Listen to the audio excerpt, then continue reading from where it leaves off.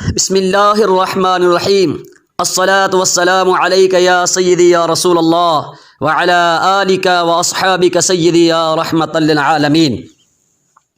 سامعین، آج میں ایک بکری کا واقعہ سناتا ہوں۔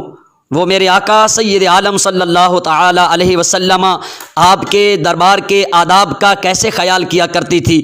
ام المومنین سیدہ عائشہ صدیقہ سلام اللہ علیہا آپ فرماتی ہیں، ہمارے گھر میں ایک بکری تھی۔ جب آقا کریم صلی اللہ علیہ وسلم گھر میں تشریف فرما نہ ہوتے تھے تو وہ کبھی ادھر دوڑتی تھی، کبھی ادھر دوڑتی تھی، بے چین سی ہو جاتی تھی، بے قرار ہو جاتی تھی۔